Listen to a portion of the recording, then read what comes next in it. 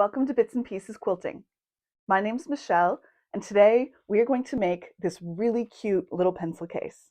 So stay tuned.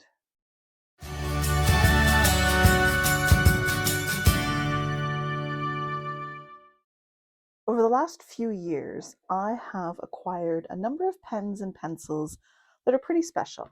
I have this really great fountain pen, and I've probably had this for 15 years. It was a gift from my mom and dad.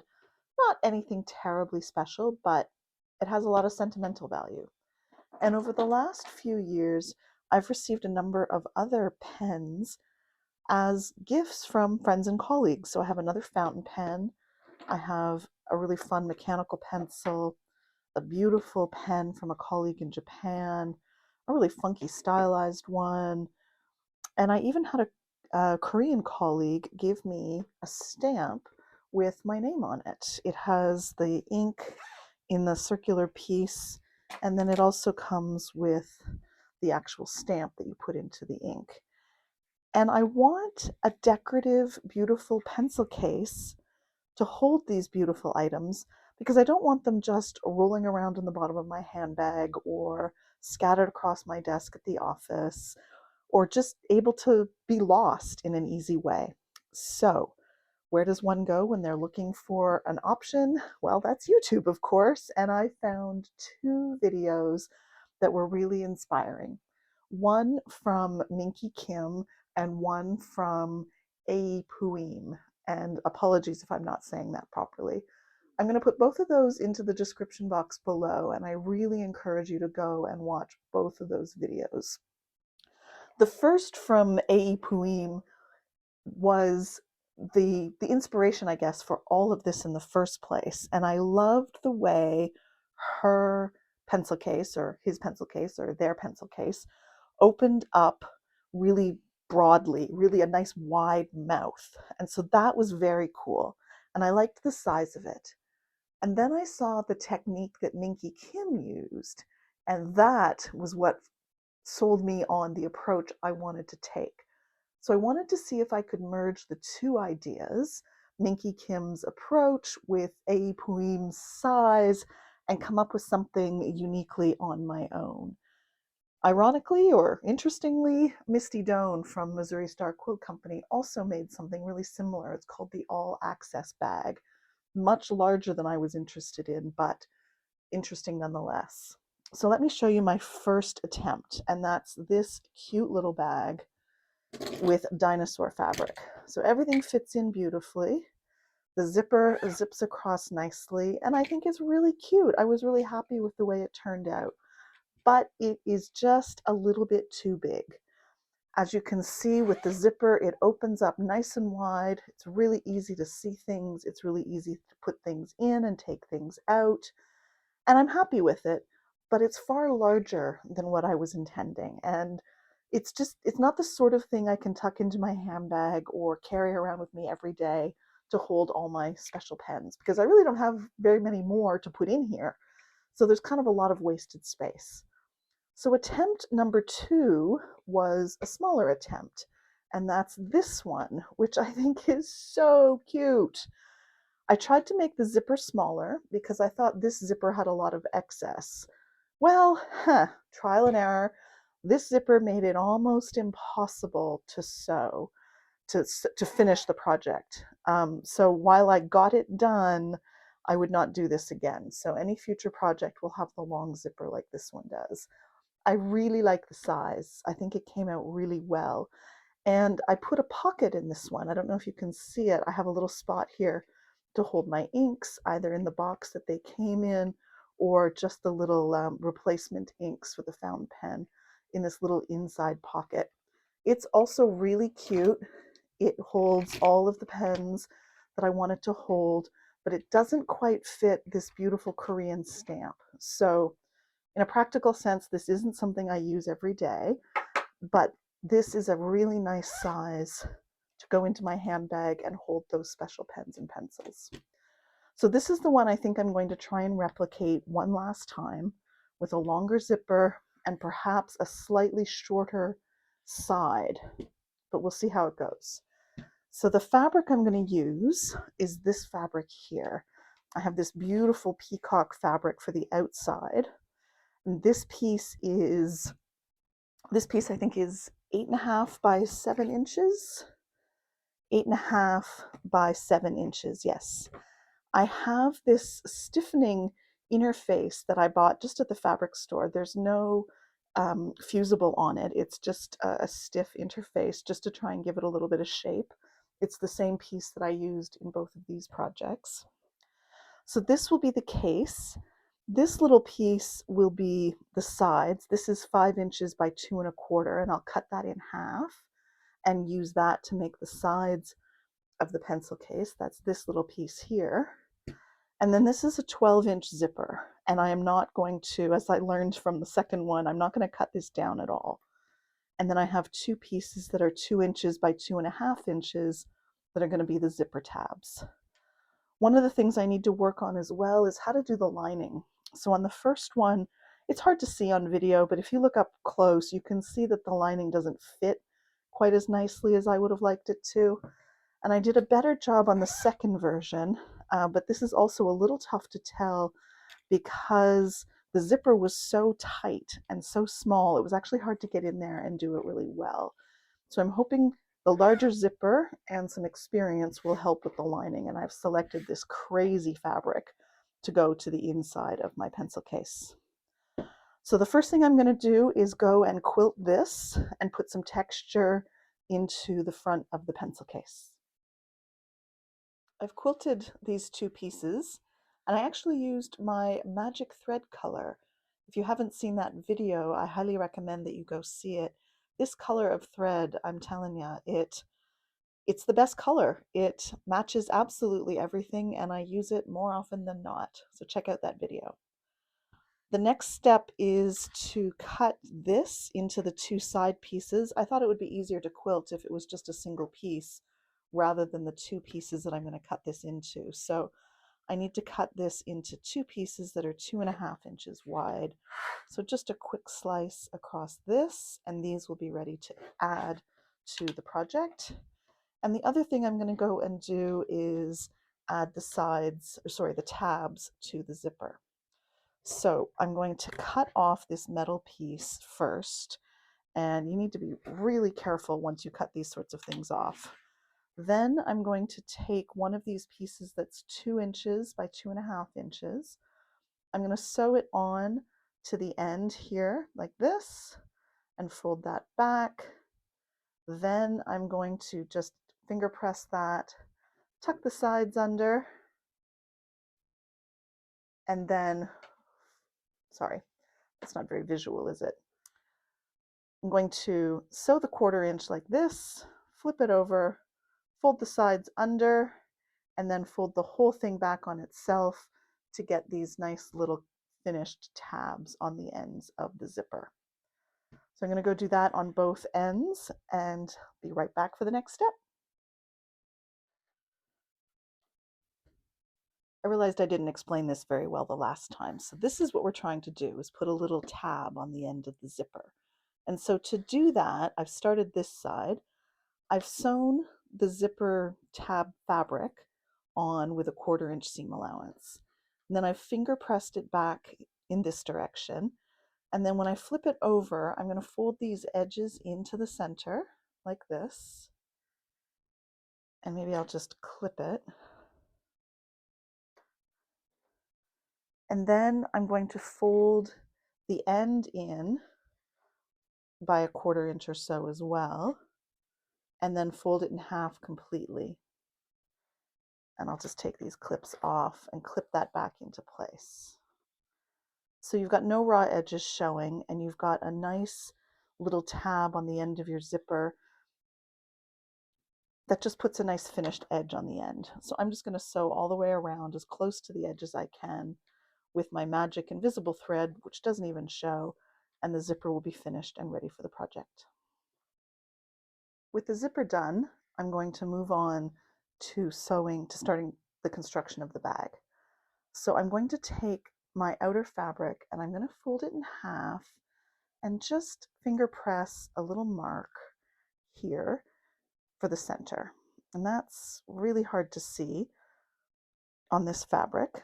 So plan B, half of 7 is 3.5. So let me just mark that on both sides. And on this side, half of 7 is 3.5. So that's the center marked. And on these pieces, which are 2.25 by 2.5, I want to mark the center as well. So half of 2.5 is 1.25. So I'm just going to mark 1.25 on both of those. And then I'm going to line up my center marks and put these little sides onto the sides of the pencil case. So make sure those marks line up and clip it. Do the same on the other side. Make sure the marks line up and clip it. And then following the example that Minky Kim shows us in her video, I'm going to leave a 1/4 inch. I'm going to start a 1/4 inch in from the edge on both sides and just sew between those 1/4 inch marks. And in fact, just so I don't forget, I might actually just mark it so I don't forget.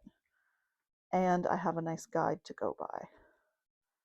So I'll do that on both sides. And a 1/4 inch over here. So I'm going to take this back to the sewing machine and stitch in between those lines, and that will create the sides of my pencil case. With the sides sewn on, like this, the next step is to trim the lining so that we can sew up the sides of the case. And to do that, you want to just snip in about a 1/4 inch right where this seam starts, so that you have a little flap like that. And again, watch Minky Kim's video. She shows you how to do this. Let me see, can I do this and show the camera? There we go. So just snip up that 1/4 inch on this lining fabric, this side fabric that we've added to the back, making sure not to cut too deep and making sure not to cut the backing, not the back fabric. So there we go. So those 4 corners are snipped. Let me grab some clips, because the next step is to fold this and twist it and sew the sides. Like, just takes a little manipulation here, like so. And so you can see here what I need to do, and this is why you clip that fabric so that it turns a little bit, is now sew along this edge once it's lined up, sew along that edge in order to create the sides of the pencil case. Just, it takes a little, it's a little fiddly, but just keep working it until you get it lined up. And I use the clips to hold it in place. And then down here, this doesn't also have to be perfect. I mean, honestly, this is a pencil case, so we can strive for perfection, but if we don't quite achieve it, it's not the end of the world.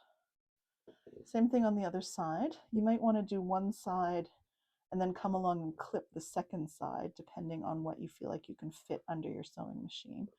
So that lined up a little easier, and I'll clip that.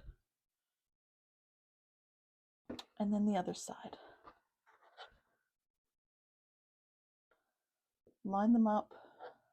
That clip that we've put into here really makes a difference to be able to make that turn. Unlike quilting, where you generally don't backstitch, you do want to backstitch at the beginning and end of each of these seams, just to make sure everything gets tacked down properly. And the last one. So I'm going to go sew these sides. This is a 1/4 inch seam, starting and stopping at the beginning and at the end. I've just sewn the sides, and I found it much easier to start at the top and sew into where the bottom of the pencil case is on all the sides. I had originally started to try to sew here at the bottom, And I found that that didn't work nearly as well. So that's my tip for you, is to start at the top and sew down to the bottom. So I'll turn this right side out and try and push those corners out so they're nice and sharp. And I think it's looking really cute already. I'm excited about it. The next step will be to put the zipper in. So I'm just pushing those corners out so that they're nice and sharp. And that's the start of what's going to become my fabulous new pencil case. I'm pleased with that. So to put the zipper on, I'm going to fold it in half. Actually, I'm going to move the zipper tab. I'm going to fold it in half and then just put a teeny tiny little snip on each of the sides of the center of the zipper. So that tells me where the center is. And I'm going to do exactly the same thing on the pencil case. I'm just going to fold these sides from seam to seam so that I can find the center and just take the teeniest little snip on both sides and then line up that little snip with this little snip in order to put the zipper on. So I want to put it right sides together, and I took my clips back. Hang on, grab some clips again.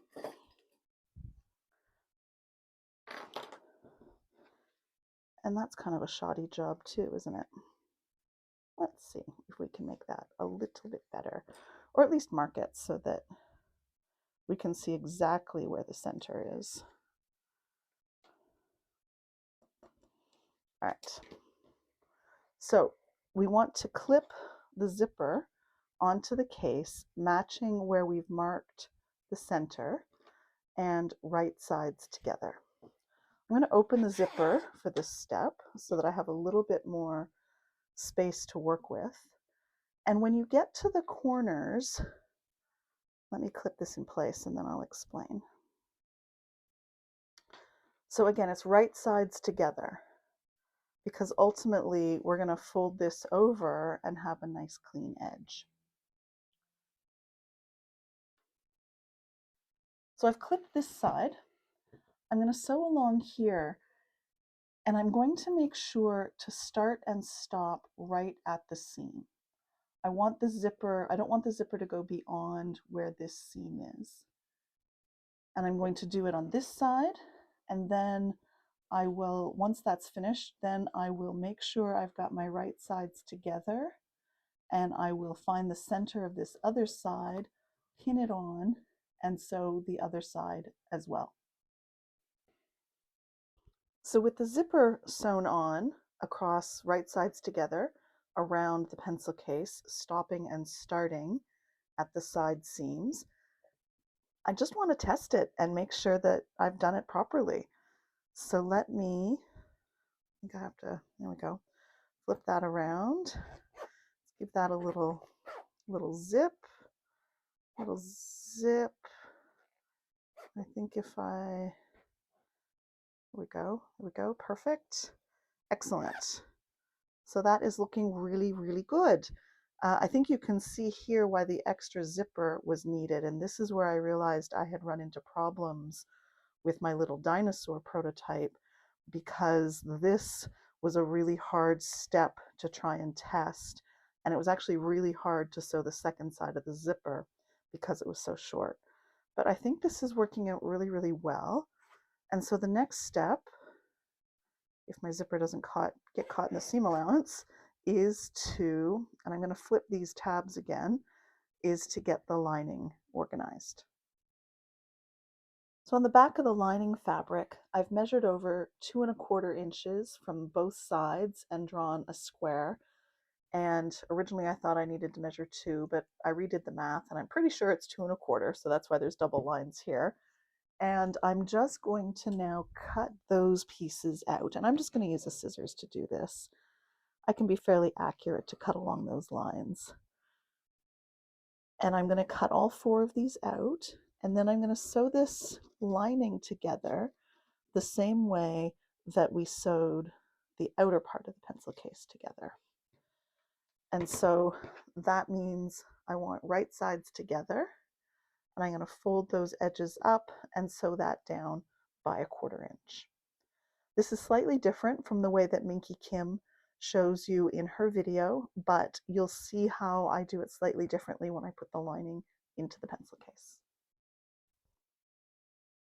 So I've sewn the lining sides the same way that we sewed the outside of the pencil case, and you can see that it fits pretty well inside there.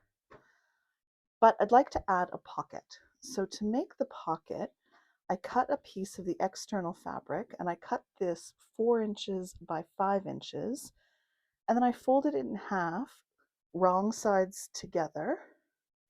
Sorry, fold it in half, right sides together, sewed a 1/4 inch seam down both sides, turned it right side out, so now it's 2 inches by just about 4.5 inches because of the seam allowance. I used my bone folder, which is one of my top 5 inexpensive tools, to push the corners out. And then I've put, you probably can't even see it because of the magic thread, a little top stitch right across the edge there. So that's going to be the top edge of my pocket. To sew the pocket on, I'm going to center it on the inside of the lining, and I'm going to sew a 1/4 inch seam along here, fold that back so the seam is buried inside the pocket, and then sew up and down, sew up each of these sides to hold my pocket in place.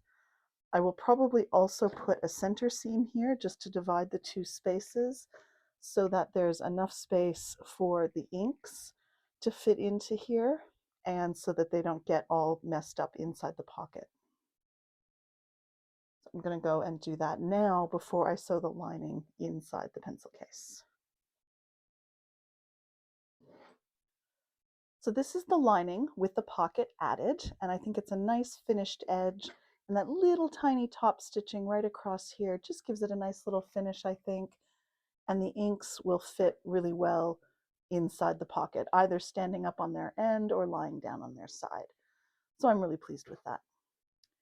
The final couple of steps now is to put the lining and the outside of the pencil case together. So I've got the outside turned inside out, and I've got the lining actually turned inside out so that we can put right sides together like this. I've also clipped the center of the lining so that I know where to line that up. You'll remember we clipped the center when we were putting in the zipper. So I can match up these edges on both sides, and I can also match up the side seams here and here. Now you want to make sure to watch Minky Kim's video because she talks about tucking in the zipper ends, tucking these in here, and making sure that you don't catch this zipper part when you're sewing your lining in, because you want to sew all the way around like that, making sure that that zipper tab is folded in so it doesn't get caught in your zipper. Now where my steps differ a little bit, she has a gash in the, not a gash, sorry. She has an opening in the bottom of the pencil case. I'm actually just going to leave an opening in the side. So I'll start probably just right around this center point, back stitch, go all the way around, and I'll leave probably a 2.5 inch gap so that I can turn the pencil case right side out. And then when I do my final top stitching, that little opening will get caught up when I do the final top stitching. So I'm going to pin this in place, to clip this in place, being careful to tuck these ends in and being careful that the zipper doesn't get caught as I go all the way around the edge of the pencil case.